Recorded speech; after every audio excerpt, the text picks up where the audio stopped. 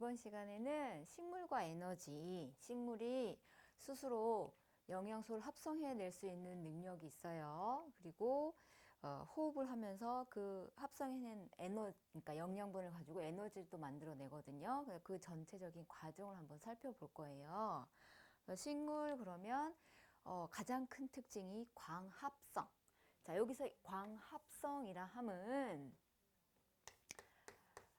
빛광자의 합성. 자, 따로따로 떨어져 있던 것들을 합체시켜 가지고 어떤 새로운 물질을 만들어낸다 라는 느낌으로 생각하면 될 것 같아요. 그래서 식물이 광합성하는 게 가장 큰 능력이잖아요. 그죠? 그래서 광합성은 식물의 잎에서 이산화탄소, 이산화탄소, 그 다음에 뿌리에서 흡수한 물을 가지고 빛 에너지를 이용해서 역시나 세포 속에 있는 엽록체라는 작은 또 기관이 있어요. 여기에서 포도당과 산소를 만들어내는 과정이에요. 산소는 O2. 기호 썼으니까 기호로 쓸게요. O2 산소 만들어내요. 포도당은 C6H12O6. 자, 봐봐요.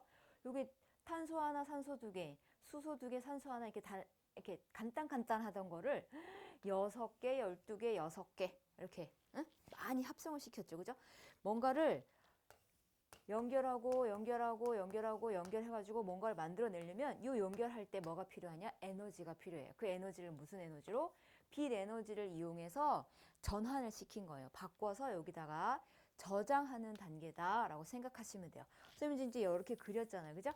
포도당은 보통 육각형 모양으로 그리는데 나중에 여러분들이 화학원 이렇게 배우면 왜 이 육각형 모양으로 하는지 알게 돼요. 구조가 그렇게 생겼어요. 근데 이제 낮에는 잎에서 여기 주로 엽록체에서 이제 일어나는 건데, 낮에 뭐가 있을 때? 광합성할 때 빛 에너지가 반드시 필요하잖아. 그지? 그래서 빛이 있을 때 열심히 이제 광합성을 해야 되기 때문에 포도당 만드는 거를 이동시키고 뭐 할 시간적인 여유가 없는 거야. 그래서 녹말로 임시 바꿔서 잎에다 저장을 해요. 저장을 했다가 밤에 이제 조금 한가해지잖아요. 그지? 그럼 이제 낮 동안에는 이렇게 잎에다가 임시 저장해 놨다가 밤이 되면 조금 한가해지잖아. 빛이 없으니까. 그러면 엿당이라고도 하고요. 또는 설탕이라고도 해요. 이렇게 당 형태로 바꿔 가지고 어디를 통해서 체관을 통해서 양분이 영양소가 필요한 온몸 곳곳에 보내고, 그래도 남어 그럼 어디로 가냐면 이제 식물 몸 전체로 보낸 다음에 저장 기관에 남으면 이제 저장하겠죠. 그죠? 저장 기관에 저장을 하게 됩니다. 이 과정에서 필요한 거 볼까? 이산화탄소 필요하고 물 필요해요. 그죠? 물 필요하고 빛 에너지 필요하죠. 자, 그런데 여러분, 빛 에너지가 오면 이게 보통 어디에서? 햇빛이잖아. 태양에서 햇빛이 오면 빛도 오지만 반짝반짝 빛나고 여름에 빛이 너무 강력해. 그럼 뭐도 같이 온도 조건도 같이 좀 높아지는 경우가 많잖아요. 그죠? 그래서 광합성을 할 때는 이렇게 광합성을 할 때는 식물이 어떤 조건들이 맞아야 되나 이런 것들이 있죠. 조건.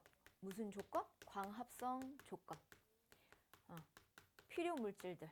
첫 번째 뭐야? 이산화탄소. 많으면 필요한 물질이니까 많으면 많을수록 광합성 많이 하지 않을까? 그치? 두 번째, 빛 에너지 필요해. 에너지 가두는 작용이라고 그랬죠. 그치? 빛 에너지지만 다른 에너지로 저장해서, 만약에 빛 에너지 그대로 저장을 한다면 식물체 온몸이 번쩍번쩍 할 거 아니에요. 그죠? 그래서 그건 아니고 우리가 보기에는 그렇게 번쩍번쩍 하진 않잖아? 그럼 이제 빛 에너지가 필요해. 근데 이거를 세기, 강력할 때가 있고 약할 때가 있잖아요. 그죠? 그럼 빛의 세기. 이렇게 이제 정리해 볼게요. 빛의 세기. 세 번째가 뭐냐? 선생님 물 필요한데요.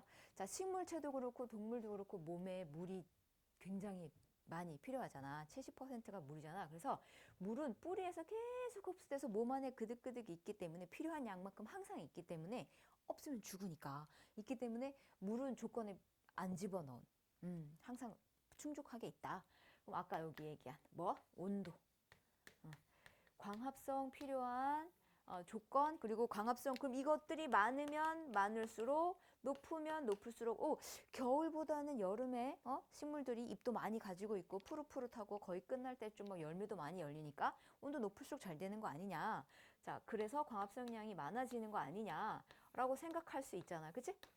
그런데 실험을 해봤더니 마냥 그렇지만은 않더라 하는 거지. 자, 왜 그런지 한번 살펴볼게요. 자, 빛의 세기하고 이산화탄소 농도를 살펴봤더니 어떠냐? 이산화탄소 농도하고 빛의 세기를 봤더니 증가하긴 증가해. 광합성량이 이제 증가하긴 증가하는데 어느 정도 증가하면 더 이상 어떻게? 늘어나지 않더라. 일정해지더라 하는 거죠. 네. 활동하는 데 있어서 한계가 있다는 걸 알 수 있는 거죠. 엽록체도 한계가 있을 거고 막 아무리 이제 열심히 하더라도 안에 있는 효소 작용이나 이런 걸로 이루어지는 거기 때문에 한계가 있는 거지. 그다음에 온도 조건은 또 좀 특이해요. 자, 어떤 특이한 점이 있느냐?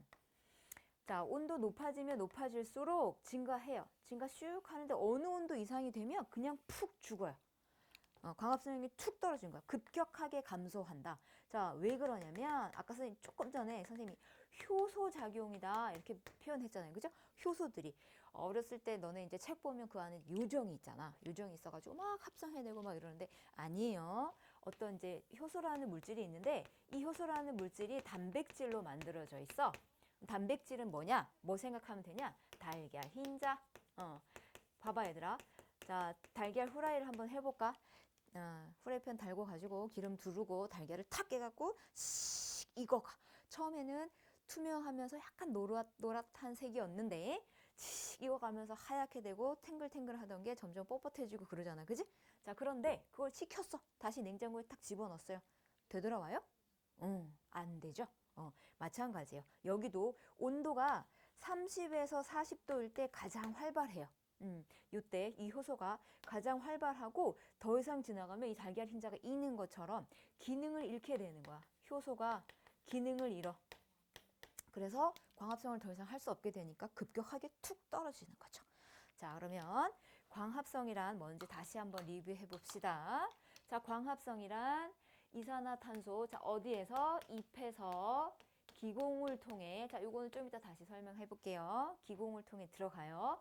자, 물은요, 뿌리에서 흡수하고 줄기를 통해 이동한 다음에, 어디요? 물관을 통해서요. 물관. 이동한 다음에 이제 잎으로 가요. 잎에 있는 엽록체라는 작은 소기관에서 햇빛 에너지를 가지고 포도당을 만들어요. 그러면 광합성의 최초 산물, 처음에 만들어지는 거 영양분 뭐게? 그럼 포도당이라고 얘기해야 되는 거야. 그 과정에서 뭐가 만들어져? 산소가 만들어져. 감사하죠. 그죠? 그래서 산소 남으면 배출한다. 방출한다 라고 표현합니다. 자, 낮 동안에는 포도당 만든 다음에 녹말로 물에 녹지 않는 잊어버리면 안 되니까 녹지 않는 녹말로 바꿔서 임시 저장한 다음 밤에 어떻게 해요? 체관을 통해서 다시 엿당이나 설탕으로 바꾸어서 몸 전체 필요한 곳에 이동시키고 남는다. 그럼 저장기관으로 가서 저장을 하게 됩니다. 그래서 저장기관에 뿌리에다가 저장하는 거, 뭐 열매에다 저장하는 거, 줄기에다 저장하는 거, 잎의 일부에다 저장하는 거 이런 것들 있죠. 그런 것들 이따 책에서 한번 살펴보도록 하겠습니다. 자, 그리고 광합성은 이산화탄소 농도와 빛의 세기에 의해서 증가하기는 하지만 결국은 어떻게 되더라? 더 이상 만들어내지 못하고 일정해지는 구간이 있다라는 거지. 근데 여기서 조심해야 될 거. 광합성량은 이산화탄소 농도와 빛의 세기에 비례한다. 그럼 그래프가 이렇게 직선형 그래프 나와야 돼. 그치? 근데 아니죠. 가다가 일정해지죠. 그러니까 비례한다는 아닙니다. 요거 조심하시고요. 그 다음에 온도 조건에 따라서 온도에 의해서는 30도, 40도에서 가장 활발하고 이상 넘어가면 효소 기능이 상실되기 때문에 광합성량이 급격히 떨어지더라 하는 것들 이제 정리해 봅시다. 자, 그 다음은 선생님 아까 요거 자, 잎의 기공을 통해서 이동해요. 이런 거 얘기했지, 그치? 잎의 기공을 통해서 이동해요. 자, 여기 이제 잠깐 살펴볼게요. 잎에 있는 기공.